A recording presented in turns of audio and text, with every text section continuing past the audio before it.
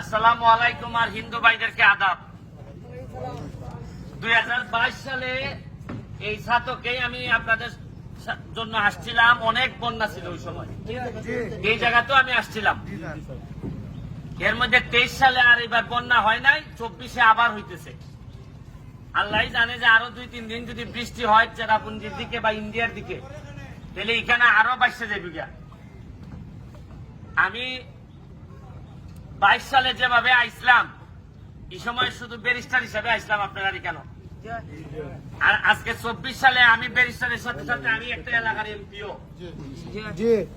এখন আমার কাছে মনে হয়েছে আমার এলাকা তো 3টা ইউনিয়ন ভাঙছে 10টা ইউনিয়নের মধ্যে। এখন আমি আইয়া পড়ছি একটা নৈতিক যুদ্ধের মধ্যে পড়ছি। একদিকে আমার এলাকার মানুষে কয় যে তুমি তোমারে ভোট দিছি, তুমি আমার এলাকাতে হয়ে যাও। আবার আপনারা যদি কেন না আইতে মানুষ একটা প্রশ্ন তুলবো যে বেটা এমপি বুঝতে গেছি কেমন হয়।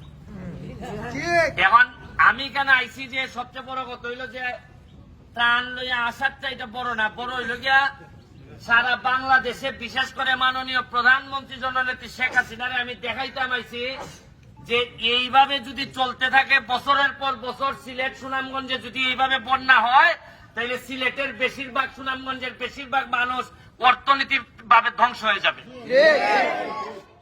বিভিন্ন কারণে এই বন্যা হইতেছে। আজকে আইলাম ধরেন খালি লইয়া, আগামীবারও যদি বন্যা হয় কত মানুষ আপনারা আইব। নিশ্চয় আমাদের কোনো না কোনো জিনিস আছে যে কারণে এইবার বন্যা ডেলি বছর বছর হইতেছে।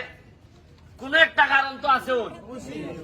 ওই আমরা যা আছে গর্ত ভরাট করে লেছি, রাস্তাঘাট ভরাট করে আমরা এখানে দোকান ভাট বানাইছি, যেখানে পানি থাকার কথা এখানে আর পানি নাই, দখল করছি আমরা। আবার অনেক ক্ষেত্রে বলা হয় যে কিশোরগঞ্জে একটা রাস্তা হয়েছে, এটা প্রমাণ নাই যে একটা বড় রাস্তায় পানি আটকাই রাখে কিনা, এই কারণে হইতে পারে কিনা সিলেটের। এখন আমি আইছি আপনাদেরকে সারা বাংলাদেশে দেখাইতাম যে কিভাবে পানি উঠতেছে মানুষের ঘরে ঘরে। আর এখন সময় আইছে যে দল মতের ঊর্ধ্বে উঠে একজন শাহজালালের উত্তরাধিকার মনে করে সবাই একসাথে বসে এই সমস্যার সমাধান করা। এখন সমস্যার সমাধান আইলে আমি যদি বলছি না বা আমি সরকারি দল আর তাইন বিরোধী দল, তাইন অমুক দল তমুক দল, ইটার সময় উকা না, এই ভুঙ্গাভুঙ্গির সময় এখন না। এখন মানুষের ঘরে ঘরে খানি ফাটানির সময়। আর ইটার আসল সময় ভুঙ্গাভুঙ্গি করেন দেখতে মানুষের নেতা হলে বেশি দাম দেয় না।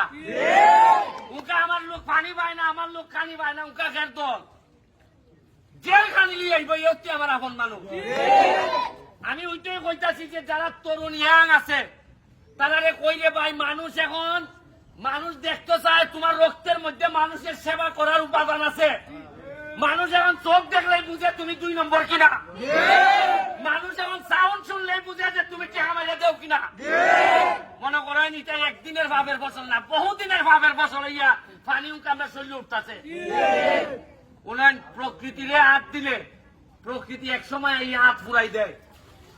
ওই আমার এলাকার বালু তুলিয়া চা বাগান ধ্বংস করতেছ, ওই আমি এমপি বার পর সব সাইজ করে দিলাইছি।